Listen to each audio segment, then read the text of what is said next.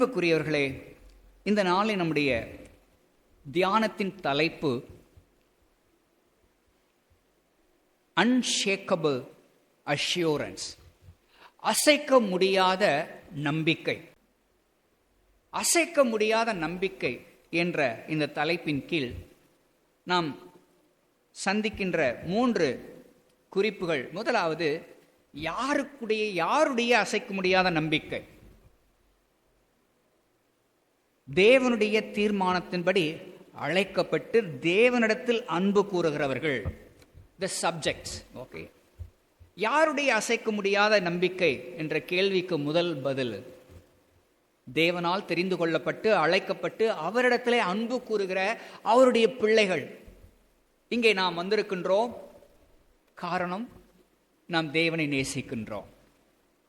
என்னை நேசிப்பது உண்மையானால் என் கற்பனைகளை கைக்கொள்ளுங்கள் என்று கூறியிருக்கிறார். 10 கற்பனைகளில் ஒரு கற்பனை, பரிசுத்த ஓய்வு நாளை பரிசுத்தமாய் ஆசரிக்க வேண்டும். ரைட்? தேவனிடத்திலே அன்பு கூறுகிறவர்கள், நம்மளை பற்றி, த செயின்ட்ஸ். இரண்டாவது, த சாவரனிட்டி. ஓகே, இப்படி அழைக்கப்பட்டவர்கள் யார்? தெரிந்து கொள்ளப்பட்டவர்கள் யார்? தேவனுடைய தீர்மானத்தின்படி, நம்முடைய தீர்மானத்தின்படி அல்ல. நாம் அவரை தெரிந்து கொள்ளவில்லை, அவர்தான் நம்மளை தெரிந்து கொண்டார். தேவனுடைய தீர்மானத்தின்படி தேவன் இவர்களை முன்னறிந்தாரோ, தேவன் இவர்களை அழைத்தாரோ, தேவன் இவர்களை நீதிமானாக்கினாரோ, தேவன் இவர்களை மகிமைப்படுத்த போகிறாரோ, தேவனை பற்றி. இரண்டாவது குறிப்பு, தி சாவரன் ஆர் தி சாவரனிட்டி ஆர் தி சாவரன் காட், மகத்தான மேன்மையான தேவன். மூன்றாவது, தேவனுடைய பிள்ளைகளுடைய பாதுகாப்பு, தி செக்யூரிட்டி.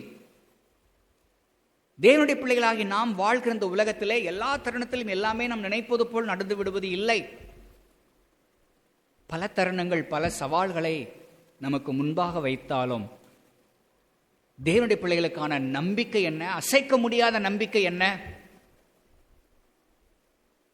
தேவனுடைய அன்பை விட்டு என்னை ஒன்றும் பிரிக்காது.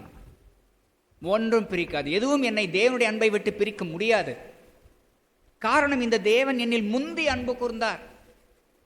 நான் செய்கின்ற கிரியைகளின் அடிப்படையில் என்னை அன்பு கூறவில்லை. என்னை பற்றி எல்லாமே தெரிந்து என்னில் முந்தி அன்பு கூர்ந்தார். ஆகவே என் வாழ்வில் நடைபெறுகிற எந்த நிகழ்வுகளும் என்னை தேவனுடைய அன்பிலிருந்து பிரிக்க முடியாது. என் வாழ்விலே அனைத்தும் தேவனுடைய தீர்மானத்தின்படி நடைபெறுகிறது. தேவனிடத்தில் அன்பு கூறுவதற்கு சகலமும் நன்மைக்கு எதுவாக நடக்கிறது என்று அறிந்திருக்கிறோம். சகலமும் நடக்கிறது என்று அறிந்திருக்கிறோம். அதேபடி என் வாழ்க்கையிலே திடீர்னு நான் சிக்காயிட்டேன், திடீர்னு எனக்கு பலவீனம், சுகவீனம், அது எப்படி எனக்கு நன்மைக்கு எதுவாக இருக்க முடியும் என்பது நம்மில் உள்ள அனைவருக்கு உள்ள நியாயமான கேள்வியாக இருக்கலாம். கவனிக்க வேண்டும். உங்களுக்கு அதிகபட்சம் அனைவருக்குமே அறிந்தது போல என் மனைவி கஸ்தூரி கிட்டத்தட்ட 6-7 மாதங்களாக சரியாக பேச முடியாத ஒரு நிலையிலே ஒரு கஷ்டத்தை அனுபவித்து வருகிறார். நீங்கள் அறிந்ததே. இது எப்படி நன்மையாக இருக்க முடியும்? கவனிக்க வேண்டும். நவம்பர் மாதத்திலே இந்த நம்முடைய மாம் ஃபவுண்டேஷன் இதை நம்ம நடத்தி கொண்டிருக்கிறோம். இது சார்பாக வருமான வரித்துறையிலிருந்து ஒரு ஃபைன் டிமாண்ட் நோட்டீஸ் வருகிறது. 2.5 கோடி ரூபாய் ஃபைன் கட்ட வேண்டும் என்று வருகிறது. எதற்காக? நாம் எதுவும் தவறு செய்தோம் என்பதனால் அல்ல. நம்முடைய முந்தைய ஆடிட்டர் அவர் செய்த ஒரு சிறிய தவறு. 1920-21 ஆண்டுக்கான வரவு செலவு கணக்கை அவர் தாக்கல் செய்ய மறந்துவிட்டார். காரணம், கொரோனா டைமில் அவரும் ரொம்ப சிக்காயிட்டார்.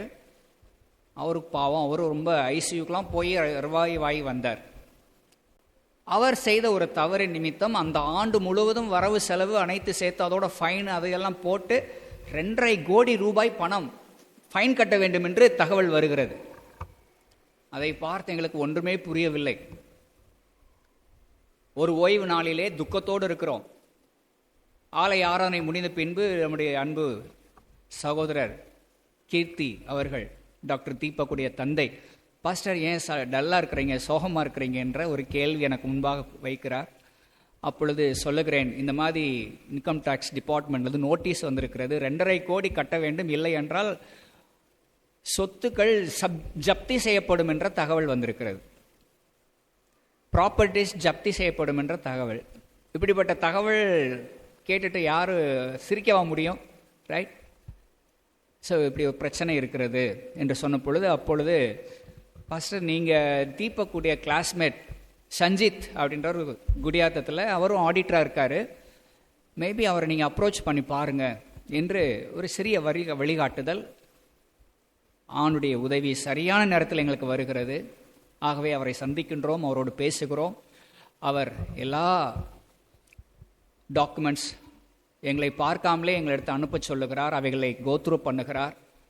அதோடு கூட இன்னும் 2 ஃபைன்ஸும் தனித்தனி ஃபைன்ஸ் வேறு இருக்கிறது. 12A 80Gன்ற இன்னும் 2 அதையும் ரெனியூ பண்ணாத ஒரு நிலையில் அதற்கும் அடிஷ்னல் ஃபைன்ஸும் வந்திருக்கிறது.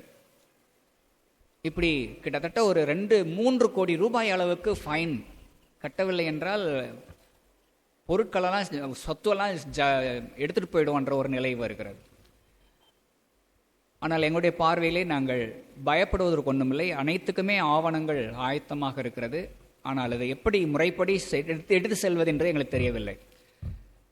ஸோ இந்த ஆர்டர்ஸ் கோர்ட்டுக்கு வரணும், விளக்கங்கள் கொடுக்கணும்னா கோர்ட்டுக்கு வரணும் அப்படின்ற ஒரு அழைப்பு. கரெக்டாக அந்த டைமில் கஸ்தூரி சுகவீனம் பேச முடியவில்லை. ஆடிட்டர் சொல்கிறார், நீங்கள் என்னென்னலாம் பேசணும், எப்படி பேசணும், சத்தமாக பேசணும், தெளிவாக பேசணும், கிளியராக விளக்கங்கள் கொடுக்கணும், போல்டாக பேசணும், இதெல்லாம் சொல்கிறார். சொல்லி முடிச்ச 2-3 நாளில் சுகவீனம், பேசவே முடியல.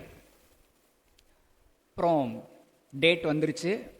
அப்போது சொல்கிற இந்த மாதிரி சுகவீனமாக இருக்க, பேசவே முடியல, செய்கை மூலமாகவும் எழுத்துக்கள் மூலமாக தான் பேசிக்கிட்டு இருக்கிற ஒரு நிலை என்றதை சொல்கிறோம்.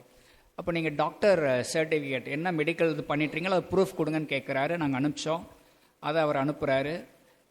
2-3 முறை போஸ்ட்போன் பண்ணப்படுகிறது, சரியாகலை சரியாகலை சரியாகலை அப்படின்னு சொல்லி. என்னமா பிரச்சனை, சரியாகலை ஒரு நிலையில் ஆடிட்டர் சஞ்சித் மிகவும் அருமையான ஒரு சகோதரன், ஒரு சார், ஓகே, அவர் கிறிஸ்தவர் அல்ல, ஆனால் மிகவும் இலகிய எண்ணம் உடையவர்.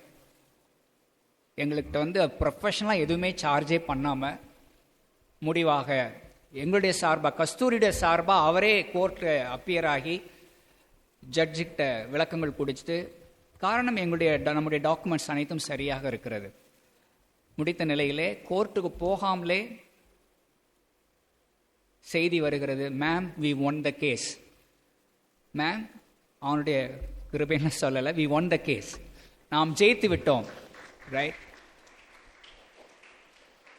கிட்டத்தட்ட 3 கோடி ரூபாய் பணம் கட்ட வேண்டும் என்ற டிமாண்ட் கேன்சல் பண்ணப்பட்டது என்று சொல்லி அவர் நமக்கு பகிர்ந்து கொண்டார். அந்த தருணத்தில் நான் யோசித்தேன், ஒருவேளை கஸ்தூரி பேசி கொண்டிருந்தால் என்ன செய்திருக்க வேண்டும், கோர்ட்டுக்கு போயிருக்க வேண்டும், கூண்டில் ஏறி இருக்க வேண்டும், ஜட்ஜி கேட்குற கேள்விக்கெல்லாம் பதில் சொல்லியிருக்க வேண்டும். ஆனால் ஆண்டவர் எப்படி கிருபையாய் ஒரு பலவீனத்தை அனுப்பினதின் மூலம் உயர் அதிகாரிகளுக்கு முன்பாக கோர்ட் வரைக்கும் போவதை ஆண்டவர் அழகாக தடுத்து விட்டார். ஆகவே கோர்ட்டுக்கு போகாமலே நாம் கேஸை ஜெயிக்கக்கூடிய ஒரு வாய்ப்பை கொடுத்தார் என்பதை யோசித்த பொழுது, 7 மாதம் இல்லை, இன்னும் 2 மாதம் பேசாமல் வந்தால் கூட பரவாயில்லதான் அப்படின்ற அளவு யோசிக்கும் அளவுக்கு அது அத்தனை பெரிய ஒரு வெற்றியை தேவன் நமக்கு பரிசாக கொடுத்தார். ஓகே, தேவனிடத்தில் அன்பு கூறுவர்களுக்கு சகலமும் நன்மைக்கு எதுவாக நடைபெறுகிறது, சகலமும் நன்மைக்கு எதுவாக நடைபெறுகிறது. இந்த அதிகாரம் 8வது அதிகாரம் கவனிக்க வேண்டும். Theologians call this particular chapter as the Mount Everest chapter. Okay, Mount Everest அப்படின்னா என்ன? Mount Everest என்ன பாய்ஸ்? Mount Everest என்ன? உலகத்திலேயே உயரமான சிகரம், உலகத்திலேயே உயரமான மலை. ஓகே, இந்தியாவில் தான் இருக்குது. ஓகே, அட்லீஸ்ட் மலை நாள் நம்மள்ட்ட இருக்கு, சந்தோஷப்படலாம். உலகத்திலே மிக உயரமான சிகரம் மலை எவரெஸ்ட். இந்த முழு வேத புஸ்தகத்தில் மிக உயர்ந்த ஒரு பகுதியாக இந்த அதிகாரம் பார்க்கப்படுகிறது. காரணம், இந்த அதிகாரம் ஆரம்பிக்கும் பொழுது எப்படிப்பட்டதோடு வார்த்தையோடு ஆரம்பிக்கிறது? ஆவியின்படி நடக்கிறவர்களுக்கு ஆக்கினை தீர்ப்பு இல்லை, நோ கண்டம்னேஷன். ஓகே, இந்த அதிகாரம் முடியும் பொழுது இன்னொரு அற்புதமான செய்தி, நோ செப்பரேஷன். தேவனுடைய அன்பை விட்டு நம்மை பிரிக்க முடியாது. No condemnation, no separation. ஆக்கினை தீர்ப்பு இல்லை, அன்பை விட்டு பிரிக்க முடியாது என்ற இரண்டு விதமான செய்திக்கு இடையே எழுதப்பட்டிருக்கின்ற ஒரு அற்புதமான செய்திதான் வசனம் 28. அவருடைய தீர்மானத்தின்படி அழைக்கப்பட்டவர்களாய் தேவனிடத்தில் அன்பு கூறுகிறவர்களுக்கு. இந்த முதல் குறிப்பு, த செயின்ட்ஸ், இந்த முதல் குறிப்பு பரிசுத்தவான்கள் என்பதை பற்றி இங்கே நாம் அறிய வரும் பொழுது, இங்கே நாம் முதலாவது அறிகிற செய்தி, நாம் அறிந்திருக்கிறோம். நாம் அப்போஸ்தலனாகிய பவுல் 7ஆம் அதிகாரத்திலே போன வாரம் நாம் தியானித்தோம் அவருடைய பர்சனல் ஸ்ட்ரகிள். ஓகே, நான் அறிந்திருக்கிறேன் எனக்குள் என்ன, நான் எப்படி பாவத்திற்கு கீழாக விற்கப்பட்டிருக்கிறேன், நான் நிர்பந்தமான மனிதன், நான் விரும்புவதை செய்யவில்லை, விரும்பாததையே செய்கிறேன் என்று தன்னை பற்றியே புலம்பிக் கொண்டிருந்த பவுல், கர்த்தராகிய இயேசு கிறிஸ்துவின் மூலமாய் தேவனை ஸ்தோத்தரிக்கிறேன் என்று முடித்த பவுல் 7ஆம் அதிகாரத்தில் அப்படி முடிக்கும் பொழுது 8ஆம் அதிகாரத்திலே தன்னை சக தேவனுடைய பிள்ளைகளோடு கூட இணைத்துக் கொண்டு, நாம் அறிந்திருக்கின்றோம், நம்மை பிரிக்க முடியாது என்று தன்னை சக தேவனுடைய பிள்ளைகளோடு இணைத்துக் கொண்டு, தேவனுடைய பிள்ளைகளாகிய நமக்குரிய நம்பிக்கை என்ன, நமக்குரிய உறுதியான நம்பிக்கை என்ன என்பதை வெளிப்படுத்துகின்ற வகையிலே நாம் யார் என்பதை விளக்குவதற்கு அவர் பயன்படுத்தின வார்த்தைகள், நாம் அவருடைய தீர்மானத்தின்படி அழைக்கப்பட்டவர்கள். கவனிக்க வேண்டும், அவருடைய தீர்மானம், நம்முடைய தீர்மானம் அல்ல. கவனிக்க வேண்டும், நாம் முடிவு பண்ணவில்லை. வழக்கமாக சாட்சி சொல்லும்போது நாம் என்ன சாட்சி சொல்லுகிறோம்? நான் இயேசுவை ஏற்றுக்கொண்டேன், இயேசுவை பற்றி நான் இப்படி கேள்விப்பட்டேன், இவர்கள் எனக்கு சுவிசேஷத்தை சொன்னார்கள், நான் இயேசுவை ஏற்றுக்கொண்டேன். பேச்சு நடைக்கு அது ஓகே, பேச்சு நடைக்கு ஓகே. ஆனால் அதில் இருக்கக்கூடிய உண்மையான தகவல் என்ன? நான் தெரிந்து கொள்ளவில்லை, நான் முடிவெடுக்கவில்லை, நான் ஏற்றுக்கொள்ளவில்லை. அவர் என்னை தெரிந்து கொண்டார், அவர் என்னை அழைத்தார், அவர் என்னை ஏற்றுக்கொண்டார் என்பதின் அடிப்படையிலே அவருடைய தீர்மானத்தின்படி அழைக்கப்பட்டவர்களாய் தேவனிடத்தில் அன்பு கூறுகிறவர்கள். அவருடைய தீர்மானத்தின்படி அழைக்கப்பட்டவர்கள். இப்படி அவருடைய தீர்மானத்தின்படி அழைக்கப்பட்டவர்களை குறித்து அடுத்த வசனத்திலே எப்படி யார் என்பதை பற்றி அறிய வரும் பொழுது, தேவன் எவர்களை முன் அறிந்தாரோ அவர்களை தம்முடைய குமாரனுடைய சாயலுக்கு ஒப்பாயிருப்பதற்கு முன் குறித்திருக்கிறார் என்று கூறுகிறார். கவனிக்க வேண்டும், எதற்காக தெரிந்து கொண்டார், எப்படி தெரிந்து கொண்டார், எப்பொழுது தெரிந்து கொண்டார் என்ற கேள்விகளை எல்லாம் அடுத்து வரிசையாக நாம் பார்க்கிற வகையிலே கவனிக்க வேண்டும். நாம் அவரை தெரிந்து கொள்ளவில்லை, அவர் நம்மை தெரிந்து கொண்டார். நாம் சுவிசேஷம் கேட்பதை போல நம்மை போல பலர் சுவிசேஷத்தை கேட்டார்கள். ஆனால் அவர்களெல்லாம் தேவனுக்காக தீர்மானம் எடுக்கவில்லை, எடுக்க முடியவில்லை. ஆனால் நீங்களும் நானும் தீர்மானம் எடுப்பதற்கான காரணம் என்னவென்று கேட்டால், பரிசுத்த ஆவியானவர் நம் இதயங்களிலே உயிர் மீட்சியை கொடுத்து, மனம் திரும்புதலை கொடுத்து, தேவனண்டை வருவதற்கான கிருபையை, இரக்கத்தை நமக்கு காண்பித்தார். அவருடைய தீர்மானத்தின்படி அழைக்கப்பட்டவர்களாய். ஓகே, இந்த அவருடைய தீர்மானத்தின்படி அழைக்கப்பட்டவர்கள் எப்பொழுது, எதனால் அழைக்கப்படுகிறார்கள்? அழைக்கப்படுவதற்கு முன்பதாக இடம்பெறுகின்ற செயல், தேவன் எவர்களை முன் அறிந்தாரோ. ஓகே, முன் அறிந்தவர்களை முன் குறிக்கிறார். ஓகே, கவனிக்கணும், முன் அறிதல். ஓகே, இந்த அறிதல் என்ற வார்த்தை கவனிக்க வேண்டும். It's not about knowing. Okay, யாரோ ஒருத்தரை பற்றி புரிந்து கொள்வது, அறிந்து கொள்வதை பற்றியது அல்ல. கவனிக்கணும், வேதாகமத்திலே பயன்படுத்தப்படுகிற சில வார்த்தைகளுக்கு வேதாகமம் சார்ந்த பதிலையே நாம் பார்க்க வேண்டும். உதாரணமாக கவனிக்க வேண்டும், ஆதியாகமம் 4ஆம் அதிகாரத்திலே முதல் வசனத்திலே ஆதாம் ஏவாளை அறிந்தான், ஏவாள் கர்ப்பவதியாகி என்று வாசிக்கிறோம். அங்கே பார்க்கின்ற அறிதல் என்பது எதை பற்றியது? To know a person intimately, to share love between two persons intimately. தனி நபர்கள் இருவருக்கு இடையே பரஸ்பரமான ஒரு அன்பின் வெளிப்பாடு. தனிநபர்கள் இருவருக்கு நடுவே மனப்பூர்வமான பகிர்ந்து கொள்ளுதல். அப்படிப்பட்ட நிலையில தான் கவனிக்க வேண்டும். இந்த வேதாகம தேவன் முன் அறிந்தார். தேவன் எவர்களை முன்குறிக்கின்றார் என்பதற்கு கேள்வி 29வது வசனத்திலே தேவன் எவர்களை முன் அறிந்தாரோ அதைத்தான் 1 யோவான் 4:19 வாசிக்கிறோம். அவர் நம்மில் முந்தி அன்பு கூர்ந்தார்.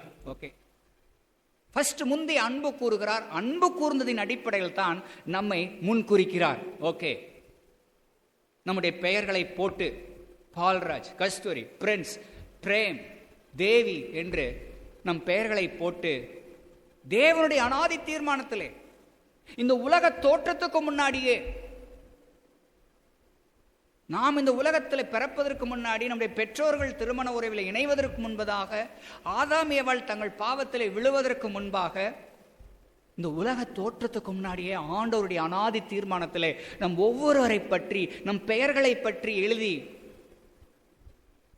நம்மை அப்பொழுதே அவர் நேசிக்க ஆரம்பிக்கிறார். அவர் நேசித்த நேசத்தின் வெளிப்பாடாகத்தான் நமக்கென்று முன்குறிக்கப்பட்ட ஒரு ஆண்டிலே ஒரு பெற்றோர்களுக்கு நாம் பிள்ளைகளாக இந்த பூமியிலே பிறக்கின்றோம். நம்முடைய வாழ்வின் ஒரு குறிப்பிட்ட தருணத்திலே சுவிசேஷத்தை கேட்பதற்கு, இயேசுவை பற்றி அறிந்து கொள்வதற்கான பாக்கியத்தை பெறுகிறோம். இந்த ஆண்டவரை நேசிக்கக்கூடிய இதயத்தை பெறுகிறோம். ஆண்டவரை தேடுகிற பிள்ளைகளாய் வாழ்கிறோம். நம்முடைய நடைமுறை வாழ்விலே உலகத்தாரை போல் இல்லாமல் ஒரு நாளை ஆரம்பிக்கும் பொழுது ஜெபித்து அந்த நாளை ஆரம்பிக்கின்றோம். ஒரு நாளை முடிக்கும் பொழுது ஜெபித்து அந்த நாளை முடிக்கின்றோம். நாம் எந்த காரியங்கள் செய்தாலும் அதில் ஜெபமும், இது ஆண்டவருக்கு பிரியமா என்ற ஒரு கேள்வியும் கேட்கும் வகையிலே.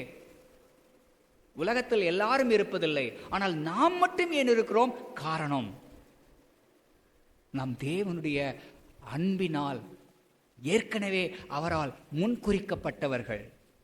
தேவன் எவர்களை முன் அறிந்தாரோ அவர்களை முன் குறிக்கின்றார். தேவன் எவர்களை முன் குறித்தாரோ அவர்களை தமது குமாரனுடைய சாயலுக்கு ஒப்பாக இருக்கும்படி முன்குறித்திருக்கிறார். எவர்களை முன்குறித்தாரோ, வசனம் 30, அவர்களை அழைக்கிறார். அழைத்தவர்களை, எவர்களை அழைத்தாரோ அவர்களை நீதிமான்களாக்குகிறார். எவர்களை நீதிமான்களாக்கினாரோ அவர்களை மகிமைப்படுத்தியும் இருக்கிறார். ஓகே, தேவன் நம்மை மகிமைப்படுத்தி இருக்கிறார். Already he has glorified us. Okay, எப்படி? மரணத்திற்கு பின்பு அல்லது பரலோகத்துக்கு போகும்பொழுது தான் நமக்கு மகிமை என்று சொல்வதற்கில்லை, கவனிக்க வேண்டும். ஏற்கனவே நம்மை மகிமைப்படுத்தி இருக்கிறார். பட் நம்ம தான் ரியலைஸ் பண்ணுவது கிடையாது. நம்ம ரியலைஸ் பண்ணுவது கிடையாது. எப்படி ரியலைஸ் பண்ணுவது கிடையாது? வழக்கமாக நம்முடைய இயலாமை, நம்முடைய வறுமை, நம்முடைய குறைவுகள் இவைகளையே பார்த்து பழகிவிட்டோம் நாம். ஆனால் நம்மோடு இருக்கின்ற மகத்தான தேவனை நாம் பார்க்க தவறி விடுகிறோம். அவர் எப்போதும் நம்மோடு இருக்கிறார். சங்கீதம் 73 வாசித்தோம், தேவரீர் நீர் எப்போதும் என்னோடு இருக்கிறீர். உலகத்தின் மக்கள் செல்வத்தை சேகரிக்கிறார்கள், விரும்பினதை பார்க்கலாம் 2 மடங்கு கிடைக்குது, எல்லாம் அவர்களுக்கு இருக்கு. ஆனால் நீர் அவர்களோடு இல்லை. ஆனால் நீர் என்னோடு இருக்கிறீர். நான் கஷ்டப்படுறேன், உபத்திரவப்படுகிறேன், வியாகுலப்படுகிறேன், பலவீனமாக இருக்கிறேன். ஆனால் நான் மகிழ்ச்சி அடைவதற்கு, நான் மகிமையாக சொல்வதற்கு என்ன என்னிடத்தில் இருக்கிறது? நீர் என்னோடு இருக்கிறீர். இதை நான் காரியம் அறியாத மூடனாக இருந்தேன். காரியமறியாத மூடனாக இருந்தேன். I was fool to fail to acknowledge that you are with me. ஏத்த வீட்டுக்காரனுக்கு எல்லாமே இருக்குது, ஆனால் நீர் அவனோடு இல்லை. என்னிடத்துல எதுவுமே இல்லை, ஆனால் நீர் என்னோடு இருக்கிறீர். ஐஸ்வர்யவான் லாசரு, ஐஸ்வர்யவானுக்கு எல்லாமே இருந்துச்சு, ஆனால் தேவன் அவனோடு இல்லை. லாசருக்கு ஒண்ணுமே இல்லை, ஆனால் தேவன் அவனோடு இருந்தார். ஆகவே நம்முடைய ஜெபம், நம்முடைய புரிந்து கொள்ளுதல், தேவனே நீர் என்னோடு எப்போதும் இருக்கிறீர் என்பதை பார்க்கக்கூடிய விசுவாச கண்களை எனக்கு தாரும். நீர் எப்போதும் என்னோடு இருக்கிறீர் என்பதை பற்றி என் அறிவை இன்னும் பெருக்கிக் கொள்வதற்கு எனக்கு உதவி செய்யும். தேவனுடைய பிள்ளைகளுடைய அசைக்க முடியாத நம்பிக்கை என்பது அவருடைய பேங்க் பேலன்ஸ் கிடையாது, பெரிய வீடு கிடையாது, அழகிய கார் கிடையாது. மாறாக தேவன் அவர்களோடு இருக்கிறார் என்பதே. இப்படி தேவன் அவர்களோடு இருக்கிறார் என்பதை எதற்காக கவனிக்க வேண்டும்? உன் நண்பனை பற்றி சொல், நான் உன்னை பற்றி சொல்லுகிறேன் என்று ஒரு பேச்சு வழக்கம் இருக்கிறது இல்லையா? நாம் யாரோடு அதிக நேரம் செலவிடுகிறோமோ அவர்களைப் போலதான் நாம் இருப்போம். ரைட்? நாம் தேவனோடு அதிக நேரம் இருப்போமே ஆனால், தேவனோடு அதிகம் பேசுபவர்களாக இருப்போமே ஆனால், தேவனுக்கு அடுத்த காரியங்களிலே அவரை போல சிந்தித்து செயல்படுவர்களாக இருப்போமே ஆனால், நாம் அவரை போலதான் இருப்போம், இருக்க வேண்டும். தேவன் எதற்காக நம்மை முன்னறிந்து முன்குறித்து அழைத்து நீதிமான்களாக்கி இருக்கிறார்? தம்முடைய குமாரன், வசனம் 29, தம்முடைய குமாரன் அநேக சகோதரருக்குள்ளே முதற் பேரனாய் இருக்கும் பொருட்டு தேவன் எவர்களை முன்னறிந்தாரோ அவர்களை தமது குமாரனுடைய சாயலுக்கு ஒப்பாய் இருப்பதற்கு முன்குறித்திருக்கிறார். ஓகே, முன்குறித்திருக்கிறார். இப்பொழுது இரண்டாவது நாம் கவனிக்க வேண்டிய செய்தி, இப்படி தேவனால் முன்னறிந்து முன்குறிக்கப்பட்டு அழைக்கப்பட்டு நீதிமான்களாக்கப்பட்டு மகிமைப்படுத்தப்பட்டிருக்கிற நிலையிலே, ஓகே, வாழ்க்கையிலே ஏன் பல சவால்களை பிரச்சனைகளை நாம் சந்திக்க வேண்டிய ஒரு அவசியத்திலே வாழ்கிறோம்? கவனிக்க வேண்டும்.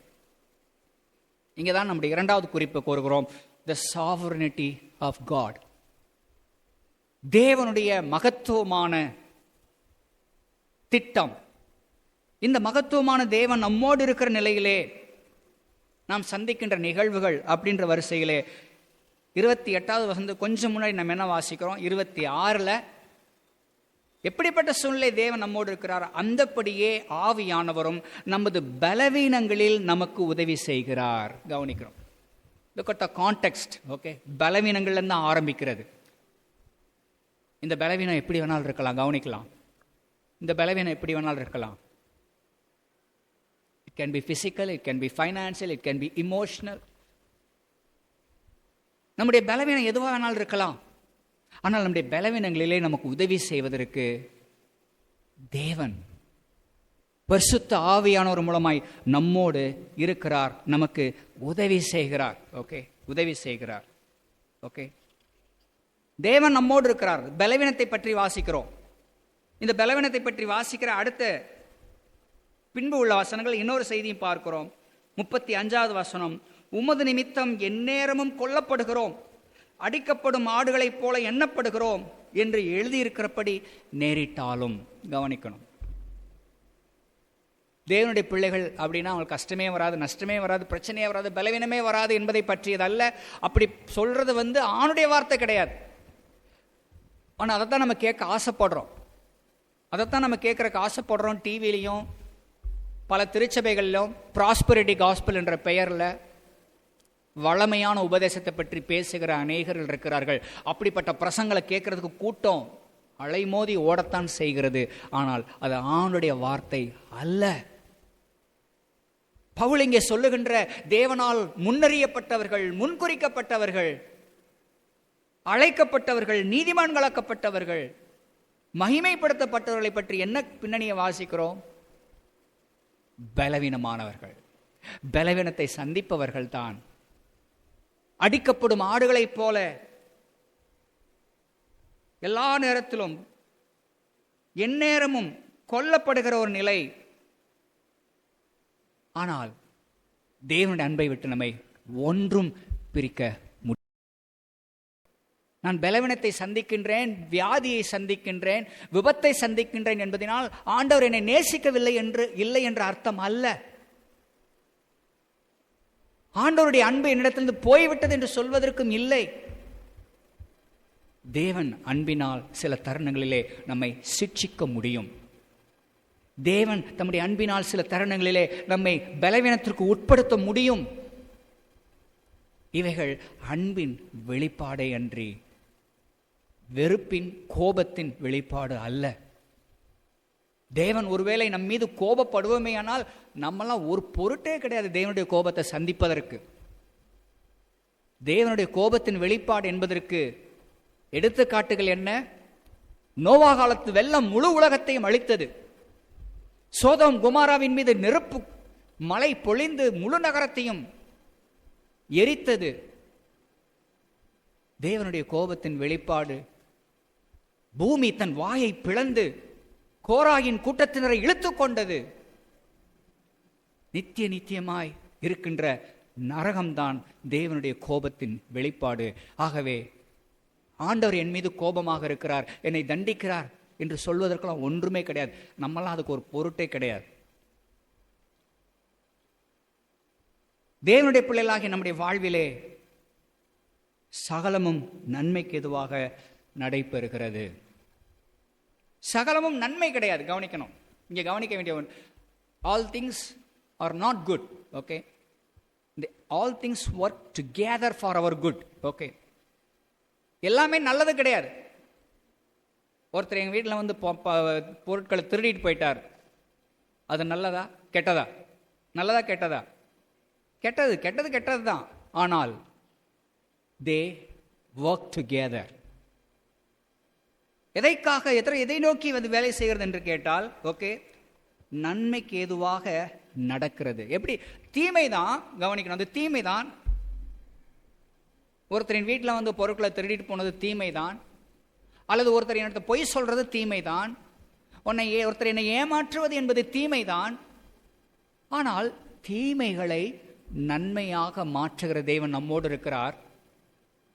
அந்த வகையிலே இந்த தீமைகளை தேவன் நமக்கு நன்மையாக மாற்ற முடியும். ஓகே,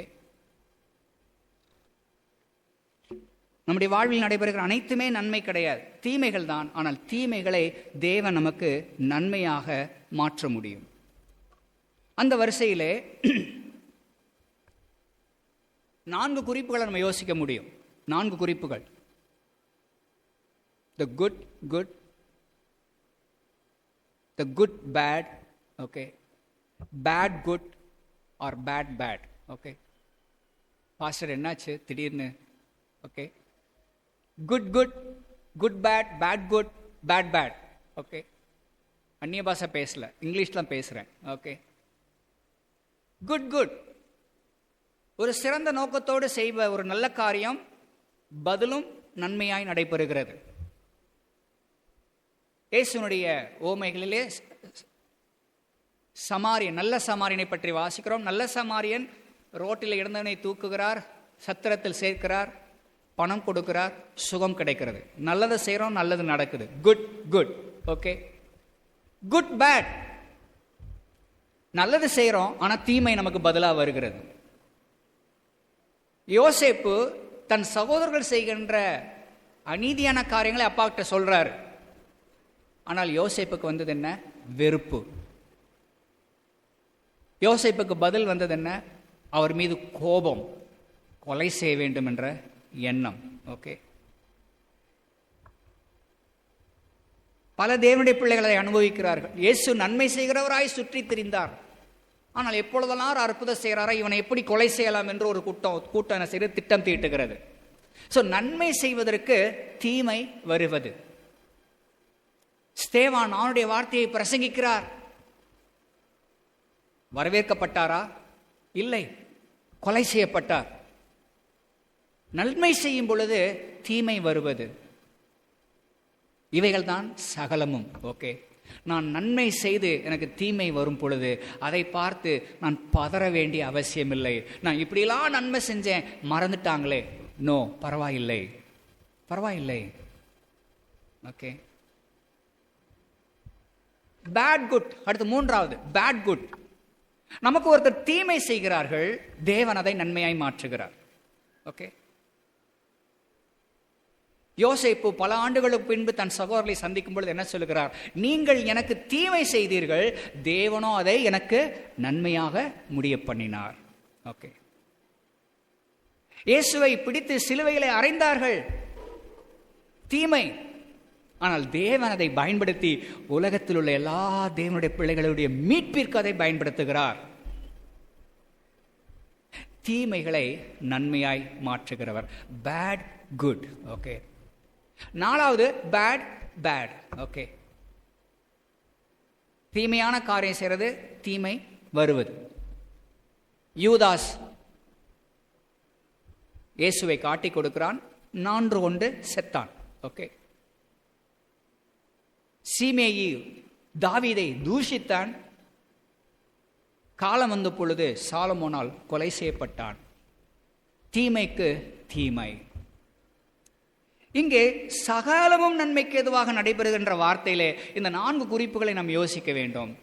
இந்த 4 குறிப்பு, நான் நல்லது செஞ்சு எனக்கு நல்லது வந்தா சந்தோஷம், நான் நல்லது செஞ்சு எனக்கு தீமை வந்தா அப்போது சந்தோஷம், நல்லது செஞ்ச எனக்கு தீமை செய்கிறார்கள் பரவாயில்லை, அந்த தீமையை தேவன் எனக்கு நன்மையாய் மாற்றுவார். அவனுடைய பிள்ளைகளாகிய நமக்கு சகலமும் நன்மைக்கு எதுவாக நடைபெறுகிறது அப்படின்னு நம்ம எப்பயுமே மறக்கக்கூடாது. ஒருத்தர் என்ன பேசும்போது, ஒருத்தர் என்ன திட்டும் பொழுது, ஒருத்தர் என்ன அநியாயமா குற்றம் சொல்லும் பொழுது, ஒருத்தர் என் மீது வீண் பழியை சுமத்தும் பொழுது, சகலமும் சகலமும் நன்மை, எனக்கு நன்மைக்கு தான் என்ற கண்ணோட்டத்தில் பார்ப்போமே, ஆனால் நமக்கு பிபியே வராது. ஓகே, பிபியே வராது. சமீபத்தில் ஒரு பாட்டு கூட வந்துச்சு இல்லை, என்ன மாதிரி வரும்னு தெரியல. I just forgot the first beginning. Okay, கர்த்தரையே நீ பாது சர்க்கரையே வராது. ரைட்? Okay, fine. ஹாப்பியாக பாடு பிபியே வராது அப்படின்றது பாட்டு வரும் இல்லை, அதை பற்றி இது கிடையாது. கர்த்தரை நீ பாடுவதனால சுகர் வருது சுகர் வரல அதெல்லாம் இஷ்யூ கிடையாது. உனக்கு சுகர் வராமல் அல்லது பிபி வராமல் இருக்குன்னா உன் வாழ்வில் சந்திக்கின்ற அனைத்து நிகழ்வுகளையும் அவைகள் வருவதைப் போல் ஏற்றுக்கொள்ள கற்றுக்கொள்ள வேண்டும். எல்லாத்துக்கும் ரியாக்ட் பண்ணணும்னு நினைக்கக்கூடாது. ரியாக்ட் பண்ண வேண்டிய ரியாக்ட் பண்ணணும். ஆனால் இந்த நேரத்தில் என் ஆண்டவர் இங்கே இருந்தால் எப்படி பார்ப்பார், எப்படி கையாளுவார்? நான் அவருக்கு ரூபமாக, அவருக்கு அவருடைய சாயலை வரும்படி அழைக்கப்பட்டிருக்கிறேன், அவருடைய நண்பன், அவருடைய பிள்ளை. இயேசு இதை எப்படி கையாளுவார் இந்த சம்பவத்தை என்று ஒவ்வொரு காரியத்தையும் அவரை போல நாம் வருகின்ற நிகழ்வுகளை கையாள கற்றுக்கொள்ள வேண்டும். ஓகே, சகாலமும் நன்மைக்கு எதுவாக நடக்கிறது. Things don't happen, they work together. கவனிக்கணும், ஆங்கிலத்தில் ரொம்ப அழகா இருக்குது. they work together, work towards. சும்மா என் வாழ்க்கையில் நடக்குது என்று நம்ம எதையுமே பார்க்கக்கூடாது. நம்ம வாழ்விலே நம்ம சந்திக்கின்ற ஒவ்வொரு நிகழ்வுகளையும் தேவன் ஆளுகிறார், அனுமதிக்கிறார்.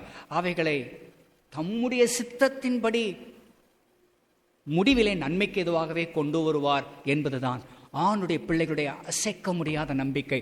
அந்த அசைக்க முடியாத நம்பிக்கையிலே நாம் மகிழ்ச்சியாக இருக்க கற்றுக்கொள்ள வேண்டும். எந்தெந்த சூழ்நிலையும் மகிழ்ச்சியாக இருக்க கற்றுக்கொள்ளணும், எந்தெந்த சூழ்நிலை நம்ம அசைக்க முடியாத நம்பிக்கையுடையவர்களாக இருக்கணும். 16 விஷயத்தை பட்டியல் போடுறார். 16 விஷயத்தை பவுல் இங்கே பட்டியல் போடுகிறார். கிறிஸ்துவின் அன்பை விட்டு நம்மை பிரிப்பவன் யார்? உபத்திரவமோ, வியாகுலமோ, துன்பமோ, பசியோ, நிர்வாணமோ, நாசமோசமோ, பட்டயமோ, இவைகள் எல்லாவற்றிலையும் நாம் நம்மில் அன்பு கூறுகிறவர்களை முற்றும் ஜெயங்கொள்வர்களாக இருக்கிறோமே. மரணமானாலும் ஜீவனானாலும் தேவதூர்களான அதிகாரங்களானாலும் வல்லமைகளானாலும் நிகழ்காரியங்களானாலும் வருங்காரியங்களானாலும் உயர்வானாலும் தாழ்வானாலும் வேற எந்த சிருஷ்டியானாலும். ஒருவேளை இந்த லிஸ்ட்ல ஏதாச்சும் மிஸ் பண்ணியிருந்தேன்னா கவனிக்கணும். இந்த 16 விஷயத்துல நீங்க சந்திக்கின்ற ஏதாவது விஷயம் நீங்க மிஸ் பண்ணியிருந்தனா அது இதுல சேர்த்துக்குங்க. வேற எந்த சிருஷ்டியானாலும். ஓகே, கர்த்தராகிய இயேசு கிறிஸ்துவில் உள்ள தேவனுடைய அன்பை விட்டு நம்மை பிரிக்க மாட்டாதென்று நிச்சயித்திருக்கிறேன். அசைக்க முடியாத நம்பிக்கை, அசைக்க முடியாத நம்பிக்கை.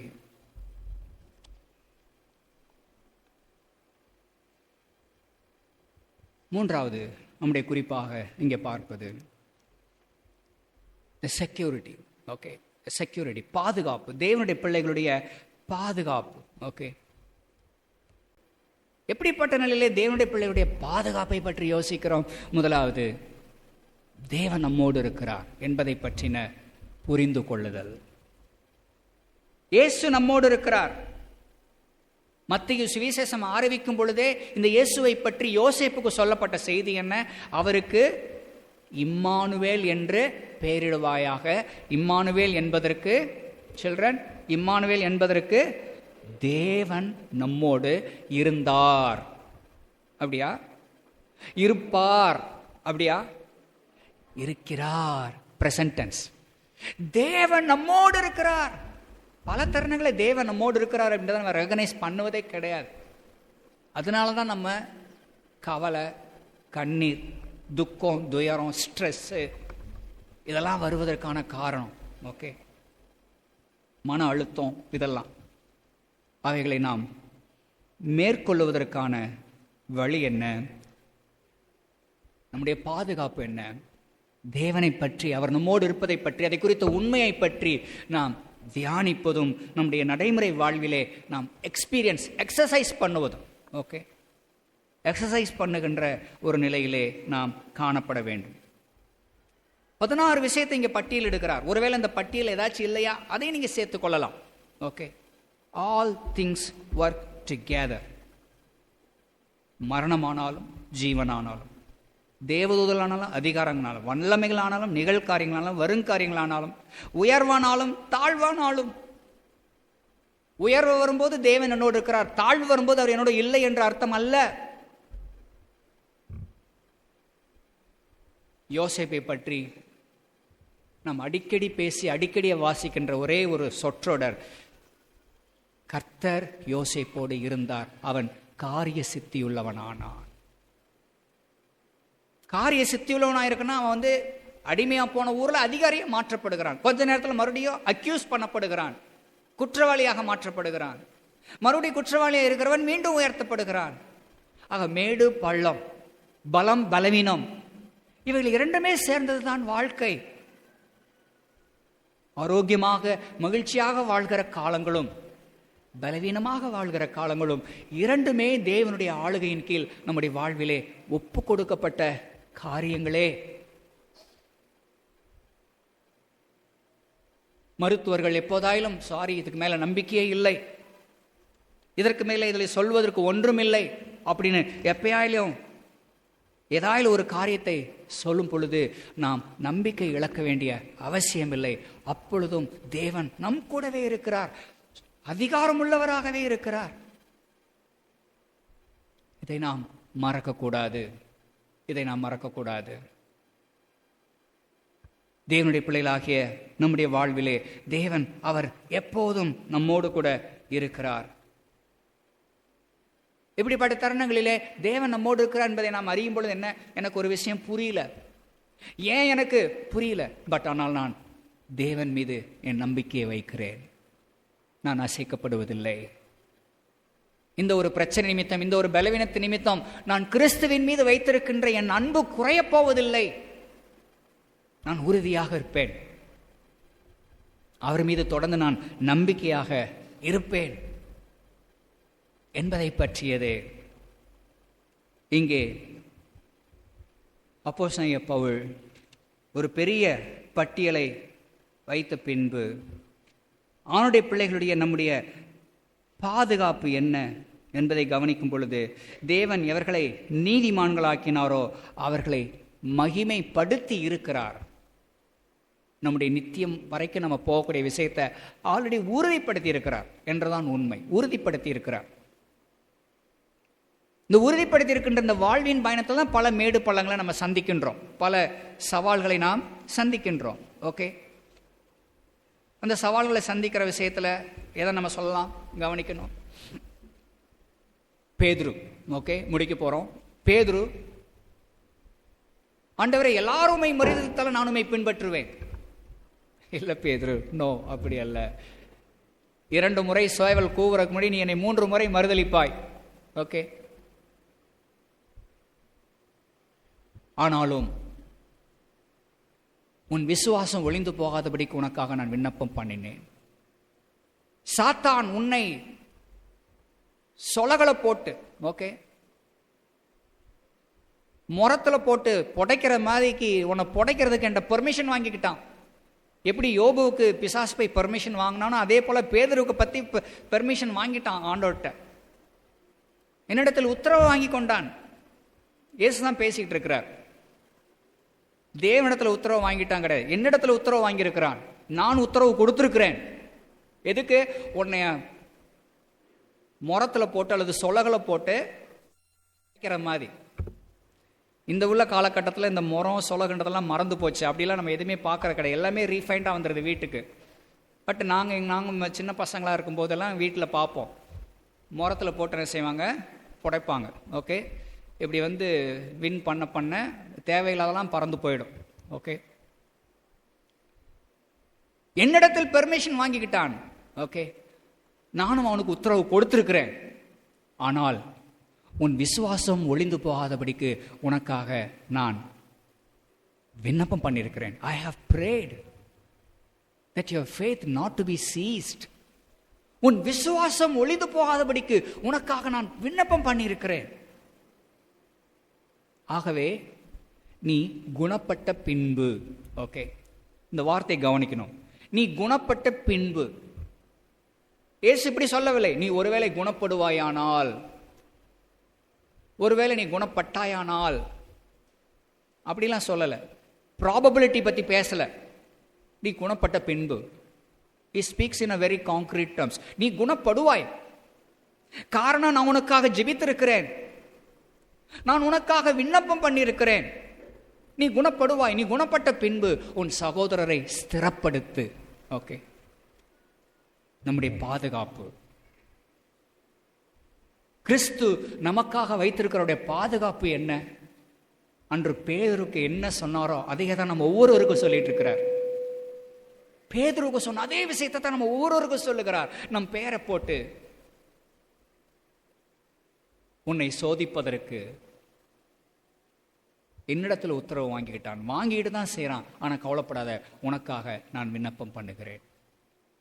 இப்போ இயேசு ஒவ்வொருவருக்காகவும் செய்கிற வேலை அந்த வேலை தான். பிதாவின் வலது பரிசத்திலே அமர்ந்து நமக்காக பிரதான ஆசாரியராக விண்ணப்பம் செய்து கொண்டே இருக்கிறார். விண்ணப்பம் செய்து கொண்டே இருக்கிறார். அந்த பேதுருவை குறித்து சொன்ன வார்த்தை, நீ குணப்பட்ட பின்பு உன் சகோதரரை ஸ்திரப்படுத்து என்ற வார்த்தையின்படி, நம்முடைய பாதுகாப்பு என்பது நம்முடைய பலத்திலோ, நம்முடைய திறமையிலோ, நம்முடைய விசுவாசத்திலோ அல்ல. நமக்காக இந்த உலகத்திற்கு வந்த, நமக்காக சிலுவையிலே மரித்த, நம்மோடு இருக்க மீண்டும் உயிர்த்தெழுந்த, நமக்காக இன்றைக்கும் பிதாவின் வலது பரிசத்திலே அமர்ந்து கொண்டு பிதாவிடத்திலே ஜெபித்து கொண்டிருக்கிற இயேசு கிறிஸ்துவின் மீது உள்ள நம்பிக்கையிலேயே நம்முடைய பாதுகாப்பு உறுதி செய்யப்பட்டிருக்கிறது. நிறைவாக நாம் இங்கே அறிய வேண்டிய செய்தி, நம்முடைய பாதுகாப்பை குறித்து நாம் அறிகிற நிலையிலே, இயேசு கிறிஸ்து சிலுவைக்கு போவதற்கு முன்பதாக அவர் தம் சீஷர்களோடு ஒரு பெரிய உரையாடலை செய்கிறார். ஒரு பெரிய உரையாடல், பிரியாவிடை, or a farewell speech. Okay, farewell speech. தம் சீஷர்களை விட்டு அவர் சிலுவைக்கு போகிறார். தம் சீஷர்களை விட்டு சரீரப்பிரகாரமாய் பிரிய போகிறார். சரீரப்பிரகாரமாய் பிரிய போகின்ற அந்த தருணத்திலே இயேசு அவர்களோடு பேசின ஒரு பிரியா விடை விஷயத்தை தான் யோவான் 14, 15, 16 3 அதிகாரங்களிலே நாம் வாசிக்கிறோம். இந்த 3 அதிகாரங்களிலே வாசிக்கும் பொழுது அவர் ஆரம்பித்த முதல் வார்த்தை, உங்கள் இருதயம் கலங்காதிருப்பதாக, தேவனிடத்தில் விசுவாசமாயிருங்கள், என்னிடத்திலும் விசுவாசமாயிருங்கள். என் பிதாவின் வீட்டில் அநேக வாசஸ்தலங்கள் உண்டு. அப்படி இல்லாதிருந்தால் நான் உங்களுக்கு சொல்லி இருப்பேன். ஒரு வாசஸ்தலத்தை உங்களுக்காக ஆயத்தம் பண்ண போகிறேன். நான் போய் உங்களுக்காக ஸ்தலத்தை ஆயத்தம் பண்ணின பின்பு நான் இருக்கிற இடத்துல நீங்களும் இருக்கும்படி நான் மறுபடியும் வந்து உங்களை என்னிடத்தில் சேர்த்து கொள்ளுவேன். கவனிக்கணும், நல்லா கவனிங்க, நம்ம முடிக்க போறோம். இயேசு தம் சீஷர்களை விட்டு பிரிய போகின்ற கடைசி தருணத்தில் கடைசி பேச்சுவார்த்தை. இந்த பேச்சுவார்த்தையில் அவர் ஆரம்பிக்கும் பொழுது எதை பற்றி பேசுகிறார்?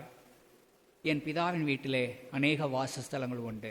ஓகே, உங்கள் இருதயம் கலங்க வேண்டாம். நான் பிரிஞ்சு போறதை பற்றி, நம்ம சேர்ந்து இருக்க போறோம், நம்ம சேர்ந்து இருக்க போறோம், நிரந்தரமா இருக்க போறோம், என் பிதாவின் வீட்டில் இருக்க போறோம்.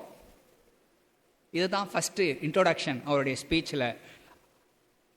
14, 15, 16 3 பேசி முடிக்கிறார். 17வது அதிகாரம் அவருடைய ஜெபம், பிரதான ஆசாரிய ஜெபம் என்று நாம் அழைப்போம். 17ஆம் அதிகாரத்தில் ஜெபிக்கிறார். ஜெபித்து கடைசி விண்ணப்பம், கடைசி விண்ணப்பம். எப்படி 14ஆம் அதிகாரத்தில் முதல்ல பேசின இயேசு என்ன பேசினாரோ, என் பிதாவின் வீட்டில் அநேக வாசஸ்தலங்கள் உண்டு, நம்ம எல்லாம் சேர்ந்து இருக்க போறோம்னு பேசுறாரோ, அதையே தான் இயேசு தான் ஜெபித்த ஜெபத்தின் கடைசி குறிப்பாக அவர் இங்கே குறிப்பிடுகிறார். என்ன குறிப்பிடுகிறார்? வசனம் 24, 17ஆம் அதிகாரம் 24. பிதாவே, உலக தோற்றத்துக்கு முன் நீர் என்னில் அன்பாயிருந்தபடியால் நீர் எனக்கு தந்த என்னுடைய மகிமையை நீர் எனக்கு தந்தவர்கள் காணும்படி நான் எங்கே இருக்கிறேனோ அங்கே அவர்களும் என்னுடனே கூட இருக்க விரும்புகிறேன். 14ஆம் அதிகாரத்தில் ஆரம்பத்தில் இயேசு என்ன சொல்லி ஆரம்பிச்சாரோ அதைத்தான் இங்கே முடிக்கிறார். முடிக்கும்போது என்ன?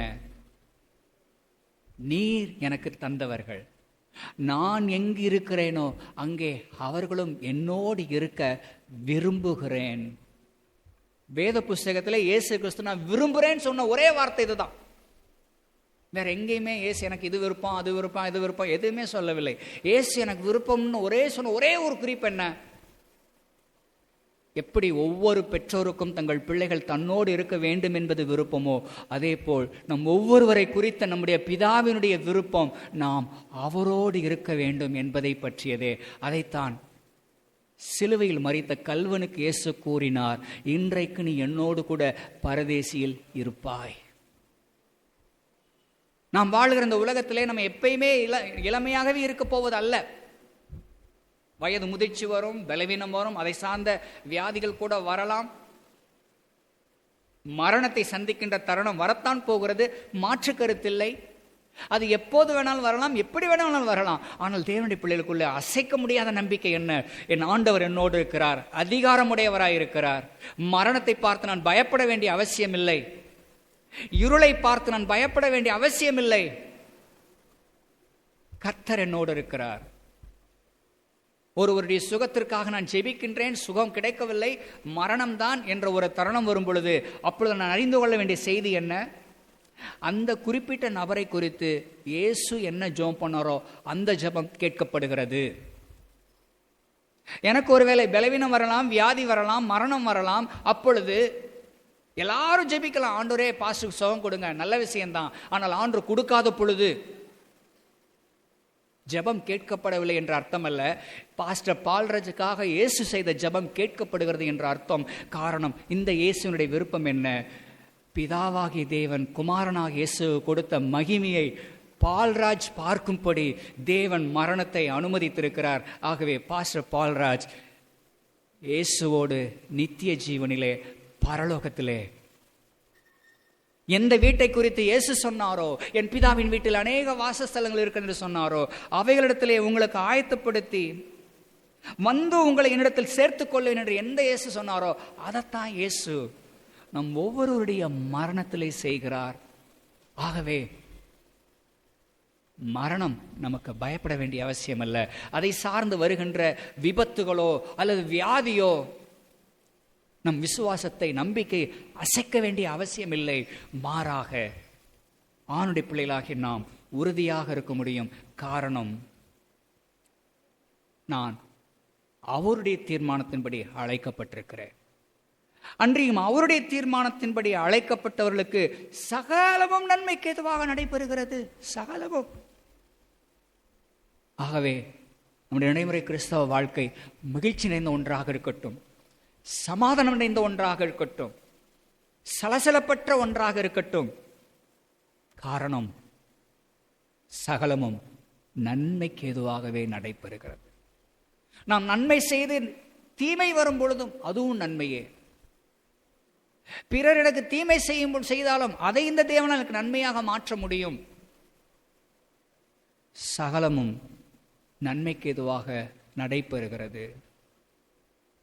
சிலுவையில் மரித்த கல்வனுக்கு இயேசு சொன்ன வார்த்தை, இன்றைக்கு நீ என்னோடு கூட பரதேசில் இருப்பாய். அந்த வார்த்தைகளுக்காகத்தான் நாம் காத்து கொண்டிருக்கிறோம். எந்த நாளிலே என் ஆண்டவரிடத்தில் இந்த வார்த்தை என் செவிகளிலே கேட்கப் போகிறேன்? இன்றைக்கு நீ உன் ஓட்டத்தை முடிக்கிறாய், என்னோடு பரதேசியில் இருப்பாய். உனக்காக நான் கட்டியிருக்கின்றேன் பிதாவின் வீட்டிலே என்னோடு கூட வாசம் செய்யும்படி, பிதா எனக்கு கொடுத்த மகிமையை காணும்படி. இன்றைக்கு என்ற வார்த்தை அந்த நாளுக்காக காத்திருப்போம். அதுவரை நம் இதயங்கள் மகிழ்ச்சியால், சமாதானத்தால், சந்தோஷத்தால் நிரம்பின ஒன்றாக இருக்கட்டும். அனைத்தையுமே தேவன் ஆளுகிறார், அனைத்திலும் தேவனுடைய தீர்மானம் இருக்கிறது என்பதை புரிந்து கொண்டவர்களாய் தொடர்ந்து நம்முடைய விசுவாச ஓட்டத்தை ஓட தேவன் நமக்கு உதவி செய்வாராக. ஆமேன்.